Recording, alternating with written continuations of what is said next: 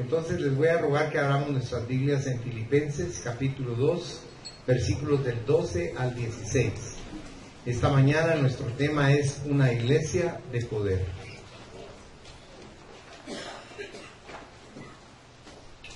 Y dice así la palabra de Dios leída en el nombre del Padre, del Hijo y del Espíritu Santo. Por tanto, amados míos, como siempre habéis obedecido, no como en mi presencia solamente, sino mucho más ahora en mi ausencia, ocupaos en vuestra salvación con temor y temblor. Porque Dios es el que en vosotros produce así el querer como el hacer, por su buena voluntad. Haced todo sin murmuraciones y contiendas, para que seáis irreprensibles y sencillos, hijos de Dios sin mancha en medio de una generación maligna y perversa, en medio de la cual resplandecéis como luminares en el mundo, asidos de la palabra de vida, para que en el día de Cristo yo pueda gloriarme de que no he corrido en vano ni en vano he trabajado. Padre, te ruego que bendigas esta palabra y que sea una inspiración espiritual para nuestro ser. Te lo rogamos en el nombre de Jesús. Amén, Señor, y amén. Pueden sentarse, mis amados hermanos.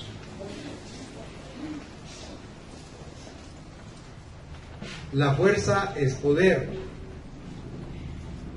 y sin dominio puede destruir.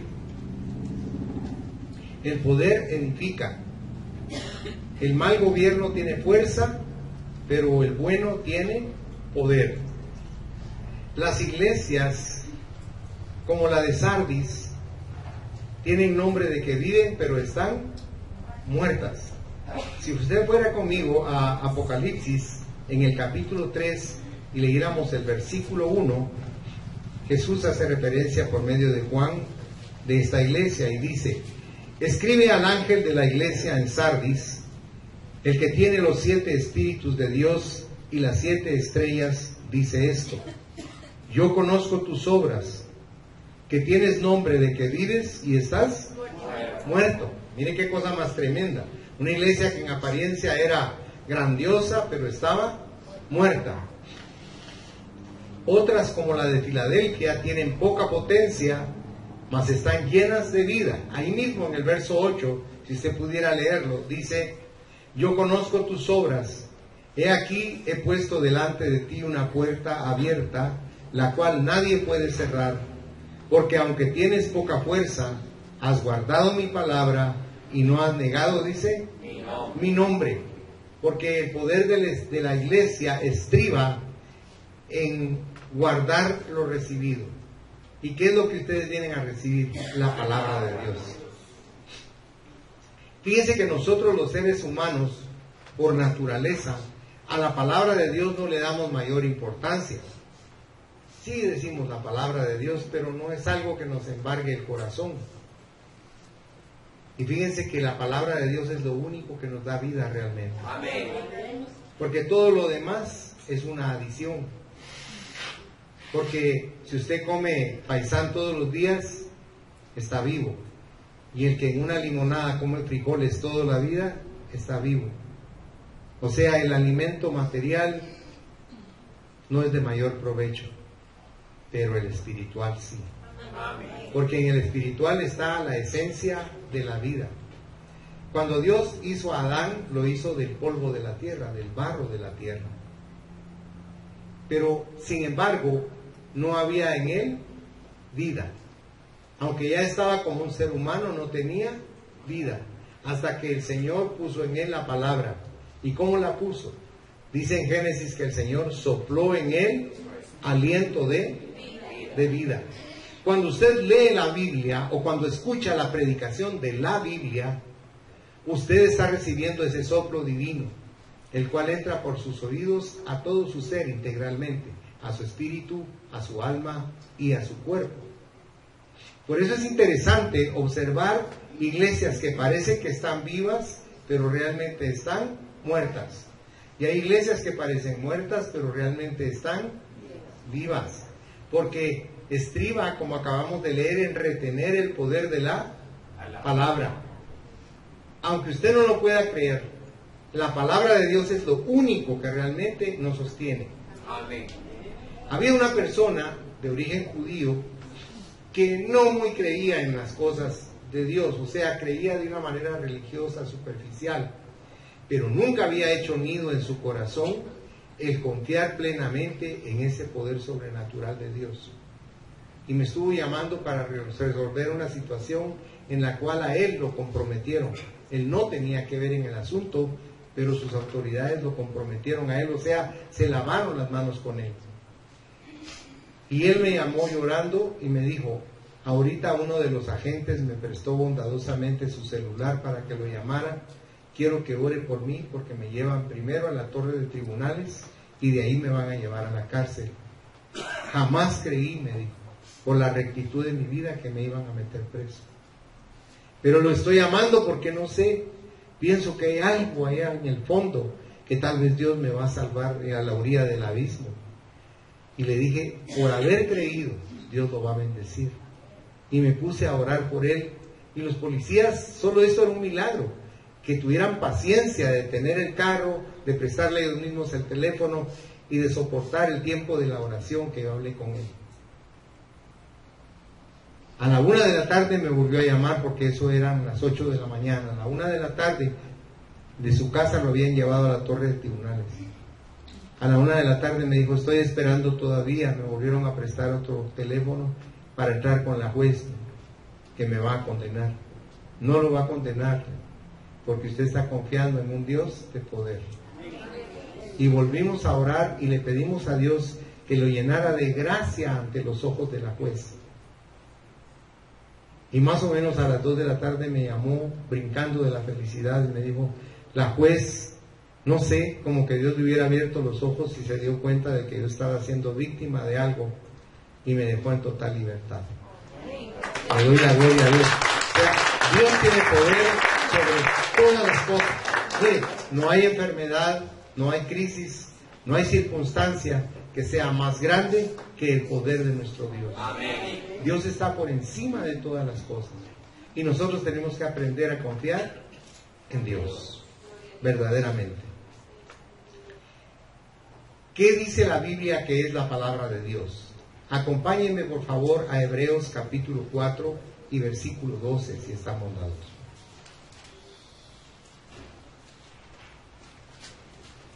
Y dice ahí la palabra: porque la palabra de Dios es viva y eficaz, y más cortante que toda espada de dos filos, y penetra hasta partir el alma y el espíritu, las coyunturas y los tuétanos, y discierne los pensamientos y las intenciones del corazón. Mire qué poder el que tiene la palabra. A veces usted va a escuchar personas que como un tic nervioso le dicen, ¿me entiende? Y le está explicando algo y dice, ¿me entiende? Y no se lo están diciendo por ofensa, sino es como un tic nervioso. Decir, ¿me entiende? Yo le podría preguntar, leímos la palabra de Dios, ¿entendieron lo que dice, hermano? Amén. Gloria a Dios, porque es importante entender lo que está diciendo ahí. Mire, ¿puede usted separar sus emociones, sus pasiones, su intelecto de lo que es su espíritu para orar espiritualmente? No, no podemos.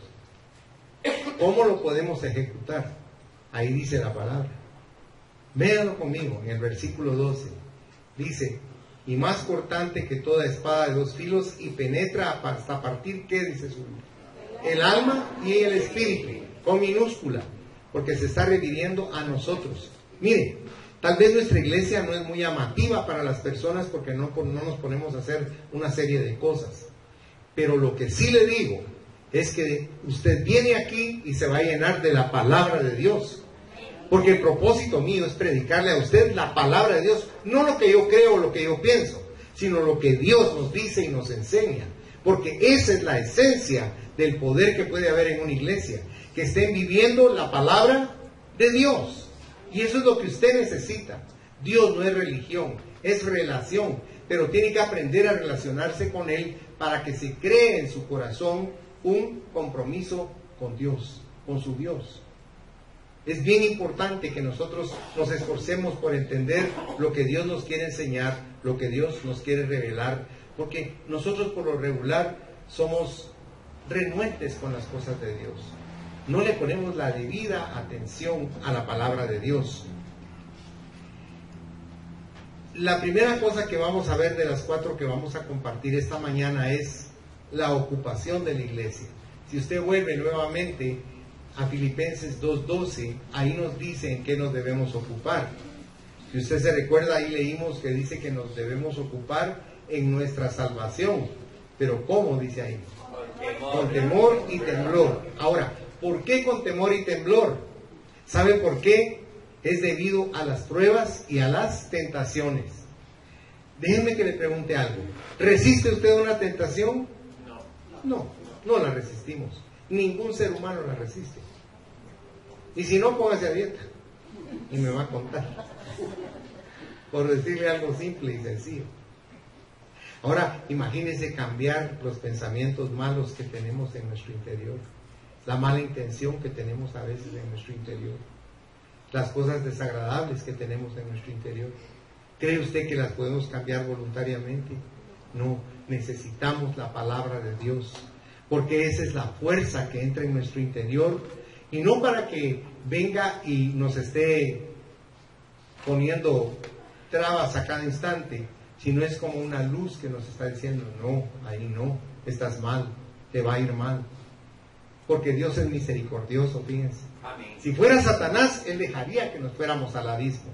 Pero Dios no obra de esa manera. Dios nos enciende una luz y nos quiere detener para que no padezcamos el dolor y el sufrimiento.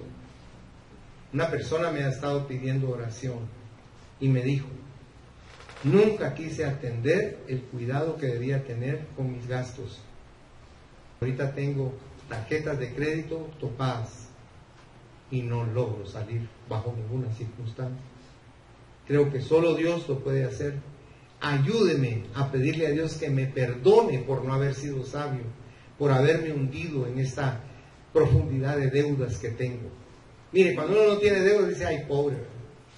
Pero cuando usted es el protagonista, cuando no tiene usted el líquido para resolver sus situaciones, entonces usted logra comprender el dolor que produce esa escasez, esa gran necesidad, con riesgo también de tener que ir a la cárcel. Es tremendo, hermanos. Por eso el Señor quiere que cuidemos nuestra salvación con temor y temblor. Es bien importante. Esa es nuestra primera tarea diaria. O sea, el Señor quiere que nosotros lo hagamos constantemente, porque debe haber sentido de la presencia de Dios, del gozo de Dios y de la pureza de Dios en nuestra vida. Vaya al Salmo 27, verso 4, si es tan amable. Y aquí dice el rey David, una cosa he demandado a Jehová, esta buscaré, que esté yo en la casa de Jehová todos los días de mi vida, para contemplar la hermosura de Jehová y para inquirir en su templo. Mire, dice, para contemplar la hermosura de Jehová. ¿Usted puede ver a Dios? No. ¿Cómo lo podemos ver? A través de las personas, a través de las circunstancias, a través de la naturaleza. Podemos ver la hermosura de Dios, que no se nos niega. La tenemos al alcance todos. Pero también está despertando en el interior de nosotros el anhelo de querer compartir en la iglesia. Mire, la iglesia es un concepto que hay que definirlo, porque la gente cree que es la estructura que se ha levantado y que se le llama iglesia. Pero iglesia etimológicamente viene de que nos quiere decir que es un grupo de personas. O sea, un término para iglesia es asamblea. O sea, la iglesia son ustedes. Esta iglesia son cada uno de ustedes. Dice Pedro que somos como piedras vivas que estamos estructurando el templo de Dios. Tenemos que estar en la iglesia. Claro, podemos determinar, yo no voy porque a mí no me gusta, por supuesto, y Dios lo va a respetar, porque Dios a nadie le retuerce el brazo. Pero sea justo. No nos manda Dios a que nos reunamos para que lo adoremos y lo bendigamos. Dejando a un lado cualquier otro argumento que podríamos elevar en relación con la reunión que tenemos. Necesitamos tener un lugar donde nos reunimos para alabarlo y para adorarlo y para hacerlo juntos. Eso lo demanda Dios también. Cuando usted escuche personas que dicen, es que yo busco a Dios a mi manera, yo tengo relación con Dios a mi manera, usted está viendo una persona que está en contienda con Dios,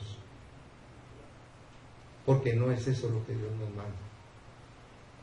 Y no se lo digo porque yo sea pastor, se lo digo porque yo estuve en ese lado también y aborrecía las iglesias y aborrecía a Dios, hasta que Él tuvo misericordia de mí y me abrió el entendimiento y abrió mis ojos espirituales y me di cuenta qué vacío era yo y qué ignorante. Hasta que Él tuvo misericordia y abrió mis ojos verdaderamente para que yo descubriera lo que jamás logré descubrir en todos los libros que he leído. No hay un libro que me pueda enseñar lo que Dios me enseña, porque Dios es la esencia de la sabiduría y del conocimiento.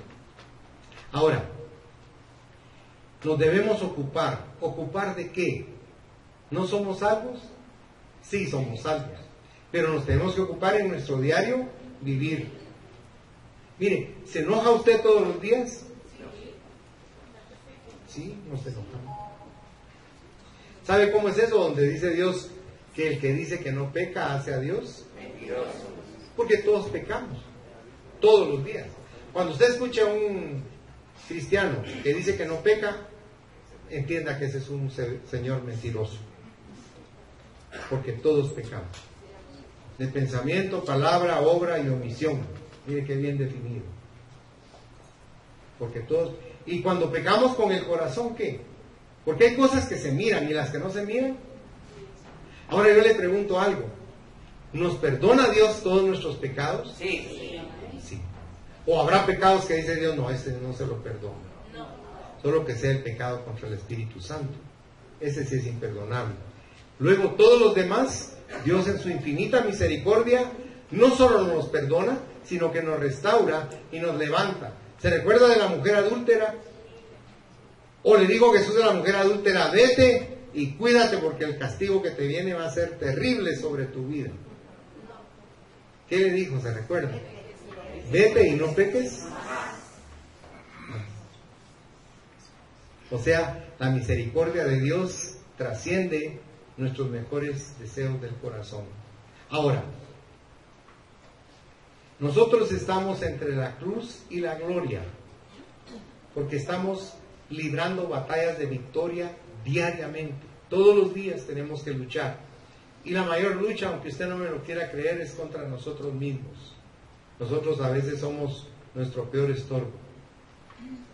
Pablo tuvo que crucificar el yo, y eso es lo que Dios quisiera que hiciéramos.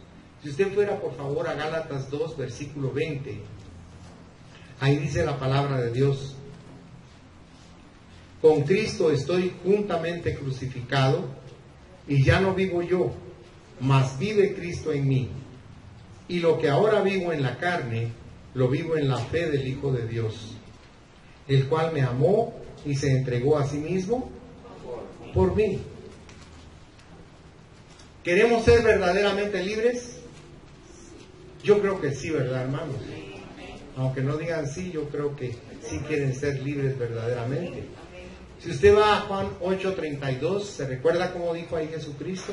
Dijo, y conoceréis la verdad, y la verdad os hará libres. Ahora, esa fórmula, esa ecuación, cuando la aplicamos, no nos gusta, porque va en contra de nuestra posición, de nuestra voluntad, de nuestros pensamientos, de nuestros caprichos.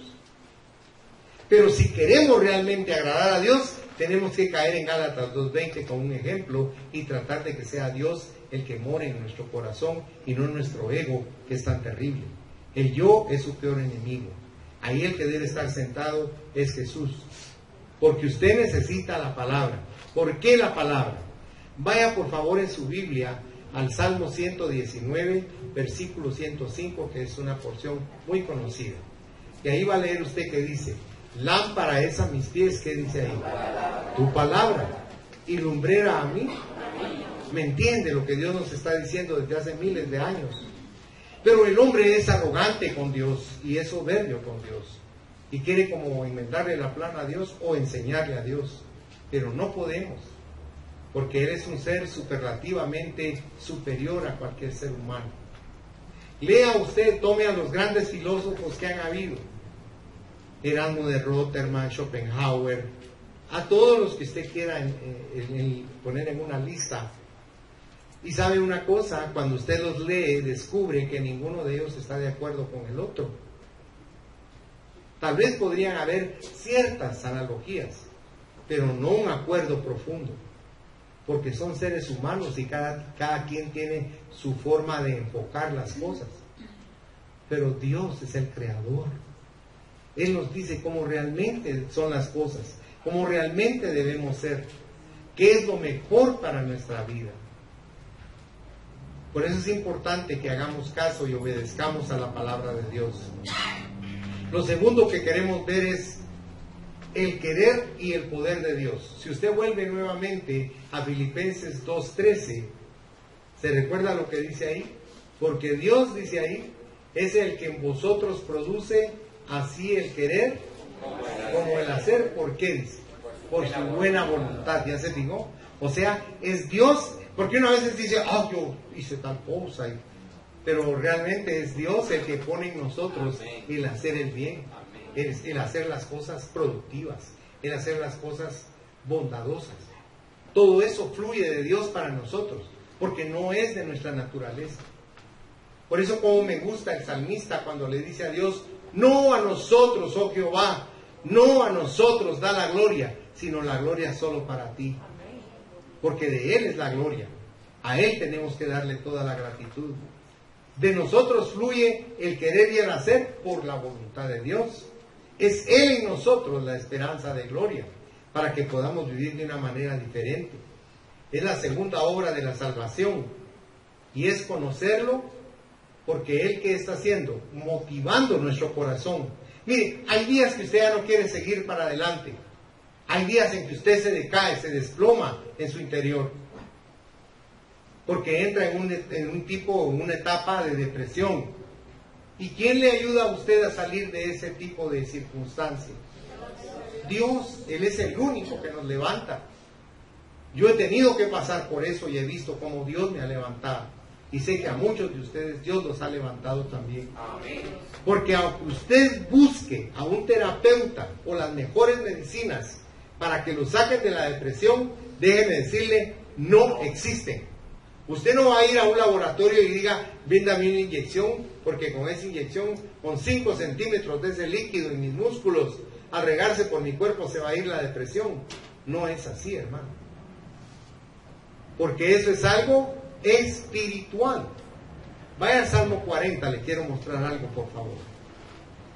Aquí está hablando David con una gran depresión.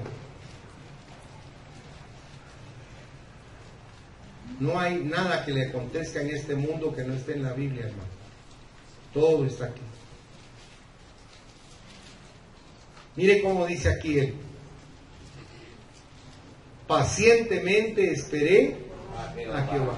¿Por qué dice pacientemente? Porque el ser humano quiere que al chasquido de dedos se resuelva todo. Así somos nosotros, es nuestra naturaleza. Pero dice, pacientemente esperé a Jehová y se inclinó a mí y oyó mi clamor. Mire cómo Él nos pone atención y somos tan vitales e importantes para Él. Y luego dice en el verso 2, y me hizo sacar del pozo de la desesperación. Esa es la depresión. De lodo cenagoso. Puso mis pies sobre peña y enderezó mis pasos. Puso luego en mi boca cántico nuevo, alabanza a nuestro Dios. Verán esto muchos y temerán y confiarán en Jehová.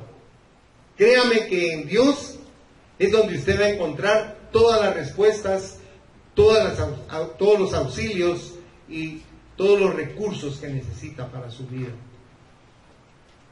Porque Dios tiene el poder y se lo quiere dar. El problema es que nosotros dudamos de una manera terrible, hermano.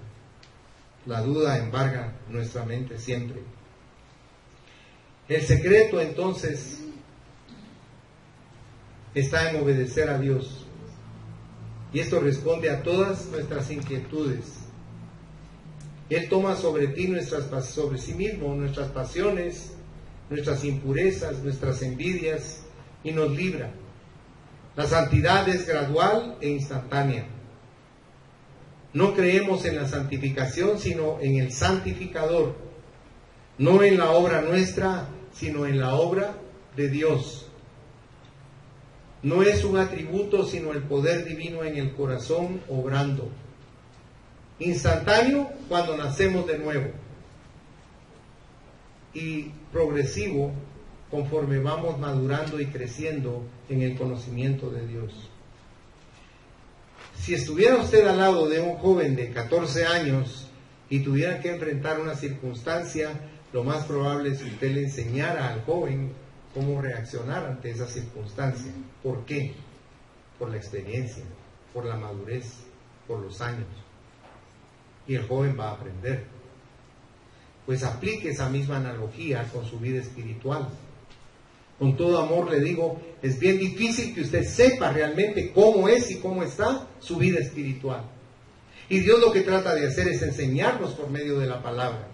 Por eso es que la palabra nos cuesta tanto entenderla, porque está escrita con el propósito de que llegue a nuestro espíritu, no a nuestra mente.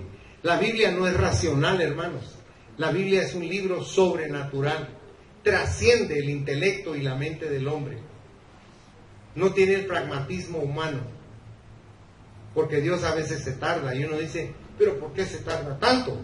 Porque uno ignora que en el proceso de tardanza Él está aplicando un conocimiento beneficioso para nuestra vida.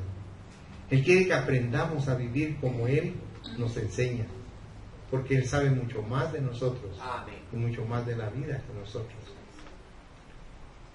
Vean conmigo, por favor, una lectura rapidito. Ahí en San Juan, el Evangelio de San Juan, si es tan amable, capítulo 12.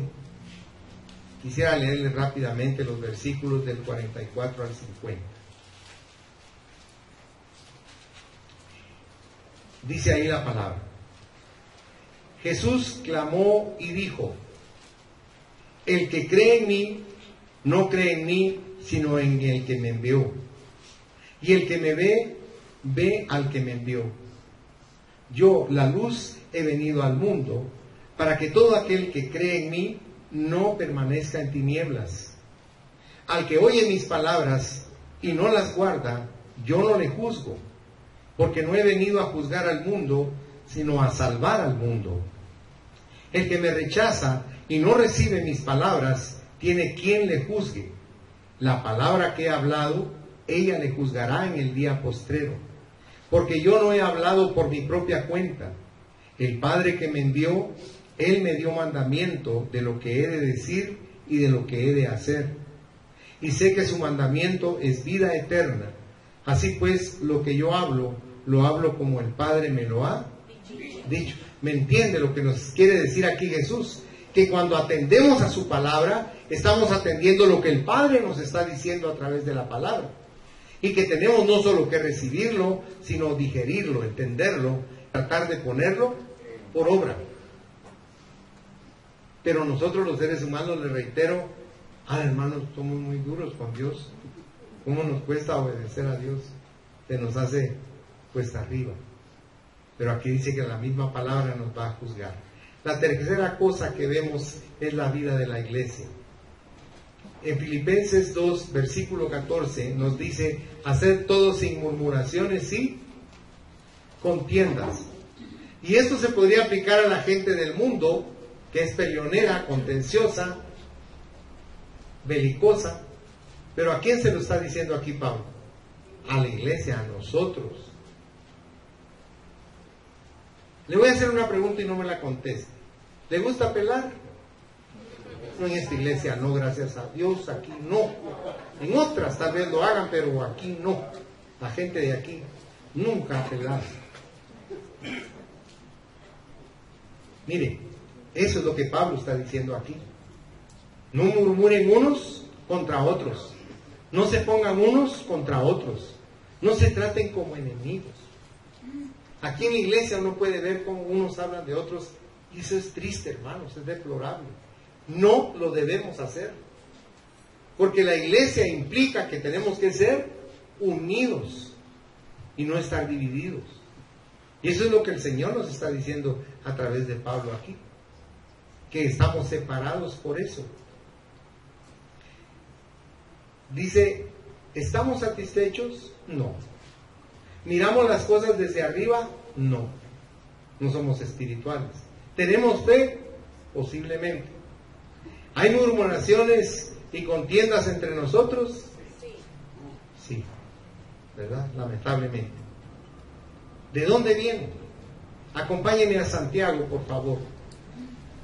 Porque yo no quiero que crea que esto me lo saqué de la manga o que lo estoy diciendo con dedicatoria. No. Esto me incluye a mí también. Esto es para mí, esta enseñanza. Santiago capítulo 4, versículos del 1 al 4. Mire también explicado que lo hace el hermano del Señor aquí.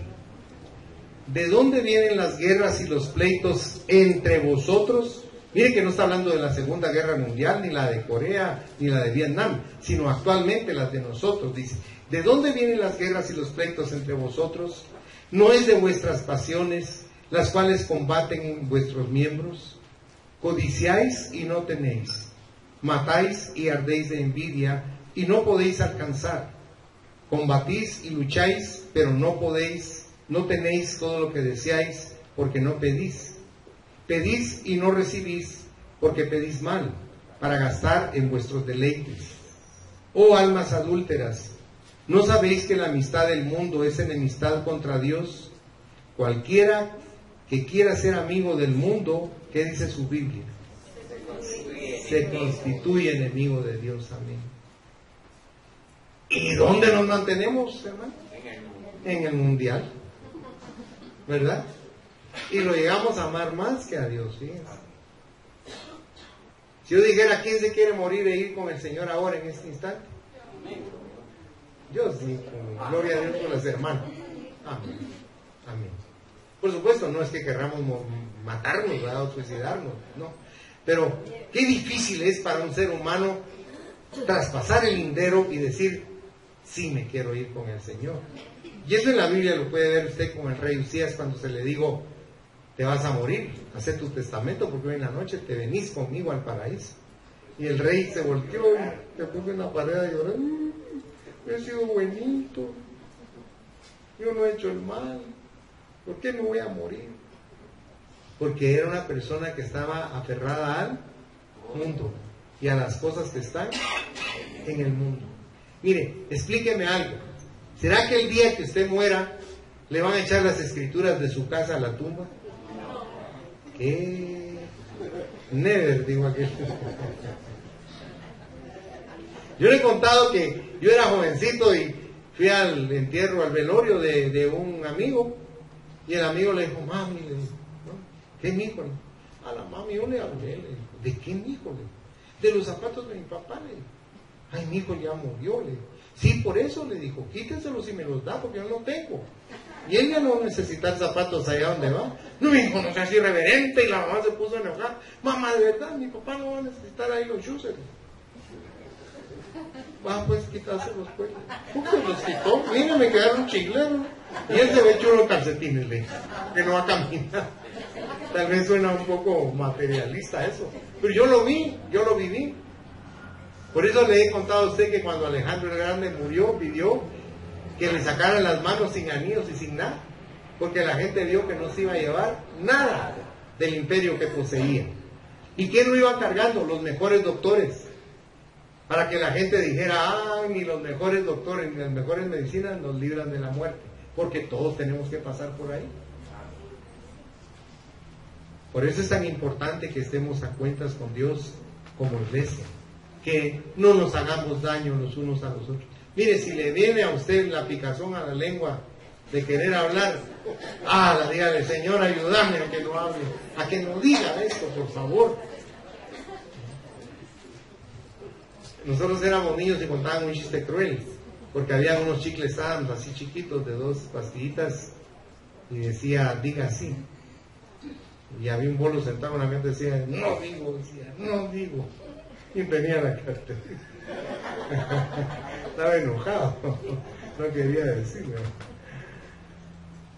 Nosotros tenemos que comprender que el paso por la tierra es un paso obligado, pero que no es nuestro lugar de origen ni de estadía. Dios ha preparado un lugar eterno. Alabado sea el Señor. Felicitado sea Dios. Bendito sea Dios. Ahora, el versículo 15 nos dice: para que seáis irreprensibles y sencillos hijos de Dios, sin mancha, en medio de una generación maligna y perversa, en medio de la cual, ¿qué dice su Biblia? Resplandecéis como luminares, dice, en el mundo. ¿Se siente usted luz cuando está en el mundo? Debe sentirse luz porque usted tiene a Cristo en su corazón. O sea, usted no genera la luz. Somos como, si usted me permite, como una lámpara. Nosotros somos la lámpara, pero la luz, la fuerza, la energía es Cristo en nosotros. Sí, vaya a Mateo 5 conmigo al Sermón del Monte. Le quiero enseñar rapidito algo. Mateo 5, versículos del 13 al 16. Mire cómo dice. Hablándole a usted, Jesús, directamente, y a mí. Vosotros sois la sal de la tierra. Pero si la sal se desvaneciere, ¿con qué será salada? No sirve más para nada, sino para ser echada fuera y hollada por los hombres. Vosotros sois la luz del mundo. Una ciudad asentada sobre un monte no se puede esconder, ni se enciende una luz y se pone debajo de un almud, sino sobre el candelero, y alumbra a todos los que están en casa. Así alumbre vuestra luz delante de los hombres, para que vean vuestras buenas obras y glorifiquen a vuestro Padre que está en los cielos. O sea, aunque ustedes no se vean así, ustedes son luz y no se pueden esconder, porque la fuerza de Dios está en su interior y Dios va a estar viendo las actitudes que ustedes tienen, porque ya no somos iguales. Porque cuando el Espíritu Santo entra en nuestro interior, nos transforma. ¿Cómo nos transforma? De día en día. Si alguien tiene paciencia con nosotros, es el Espíritu Santo. Él es maravilloso. Vaya a Filipenses 1:6, por favor. Vamos a leer rápidamente ahí una porción.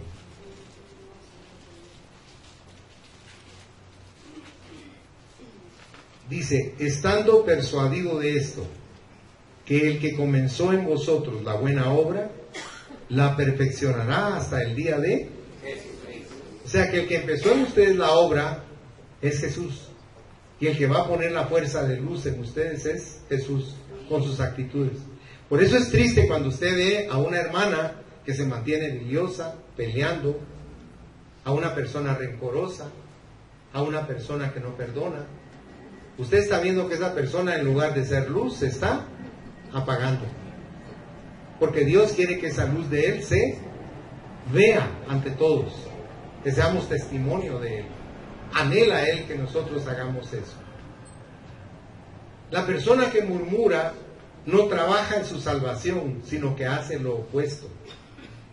Trae juicio sobre sí mismo y se pierde sola. Miren qué terrible la sentencia de las personas que andan juzgando y condenando a los demás. Y por último, la cuarta cosa que vamos a ver es la firmeza de la iglesia. Es la quinta obra: trabajar para dar testimonio asidos a la palabra de vida. Debemos retener la palabra de vida. ¿Dónde vemos un ejemplo de esto? Lo vemos en Enoc. ¿Conocen a Enoc, mis hermanos? Enoc vivió 65 años y engendró hijos e hijas. Y luego vivió 300 años más, porque todos sus familiares no bajaban de 900 años de vida. O sea, él tenía 365 años, pero quiero explicarle algo. Todos los días él caminaba con Dios, hablaba con Dios, hacía lo que hacía lo que Adán y Eva ya no quisieron hacer con Dios. Ya no quisieron hablar con Dios, sino que él platicaba con Dios y veía a Dios y él se moría por estar con él. El deseo de Enoc era estar con Dios todo el tiempo. Llegó a amar a Dios con todas sus fuerzas. Por eso es que Dios, ¿qué hizo con Enoc? Se lo llevó. Él se fue en cuerpo, alma y espíritu. Miren qué maravilloso. A Él le tuvo que transformar el cuerpo que tenía, anticipándose al rapto de la iglesia. O sea, hizo lo mismo que con Elías. Pero Enoc era alguien especial. Vayan conmigo a Hebreos capítulo 11, versículo 5, por favor.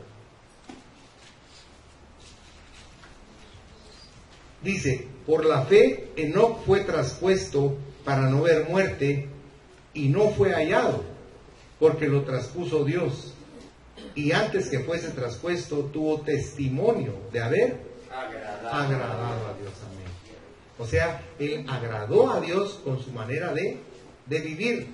Mire, a nosotros a veces hasta nos cuesta venir a la iglesia, y si nos estamos aquí 1 hora y media o nos dormimos o estamos como que tenemos inquietud y nos queremos ir de la iglesia, porque las cosas de Dios no han llegado a nuestro espíritu. No somos espirituales, somos carnales, demasiado carnales.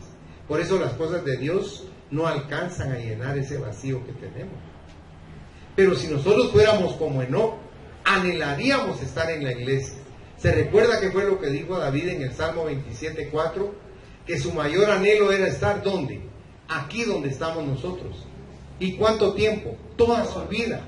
Eso quería hacer él, porque él comprendió que la mayor delicia para el ser humano es descubrir lo que produce la relación con Dios en nuestro corazón, porque produce gozo y bendición. Es maravilloso. Ahora, Dios fue íntimo e intenso. Él anhelaba estar con Enoc también. Amaba a Enoc mucho. Y Dios no podía dejarlo ni un minuto más sobre la tierra. Por eso fue que lo llevó. O sea, Enoc agradó a Dios con su vida, con su testimonio, con su manera de ser. Y Dios nos está viendo. Porque, ¿qué somos nosotros? Dijimos, luz. Hay un dicho que dice, ¿quién con una luz se pierde? Imagínense si nosotros somos luz para todas las personas. No nos dejamos estar en la oscuridad y alcanzan el conocimiento que nosotros estamos alcanzando. La relación íntima con nuestro buen Dios. Porque la luz nos advierte y nos guía para que no nos perdamos tan fácil como lo hace el mundo. El mundo cada día va de mal en peor. Acaba de morir un actor famoso de Hollywood y hablábamos de eso el domingo pasado. Ahora, ¿cómo murió? Estaba en depresión y se quitó la vida él mismo, se suicidó. Comprende cómo Dios tiene razón cuando nos dice que Él es la luz, que Él es la fuerza, que Él es el poder, la esperanza, para que no nos desesperemos y soportemos en esta vida. Porque esta vida tiene cosas muy duras para nosotros, pero a través de ellas comprendemos que Dios nos ama porque nos hace soportar ese dolor. Nos sustenta, nos da fortaleza, nos da consuelo y nos da su presencia, porque no nos la niega jamás. Usted no puede decir, Dios a mí no me quiere, porque desde que abrió los ojos en la mañana ahí estaba con usted, está con usted y va a seguir estando. Alabado sea el Señor. Cerremos nuestros ojos, por favor, mis hermanos. Amado Dios, te damos gracias porque en tu palabra entendemos y descubrimos todo el amor, todo el cuidado y la misericordia que tú derramas en nosotros. La iglesia en la tierra la pusiste como un faro de luz en el mundo.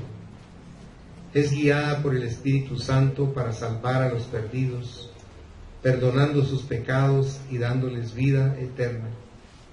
Esta mañana, Señor, yo te ruego que bendigas a cada uno de tus hijos y de tus hijas, que hagas resplandecer tu rostro sobre ellos y que los llenes de quietud y de paz, que abras un intenso deseo, una gran hambre de ti en sus corazones y en sus espíritus, para que te busquen todo el tiempo y anhelen estar en tu presencia y en tu casa siempre, Señor. Por eso yo te estoy rogando que en esta mañana tu bendición se derrame como rocío que refresque sus almas y sus espíritus, bendiciéndolos en el nombre del Padre, del Hijo y del Espíritu Santo, y que no sea parte de ellos tu bendición, tu luz y tu poder. En el nombre de Jesús te lo agradecemos todo. Amén, Señor, y amén.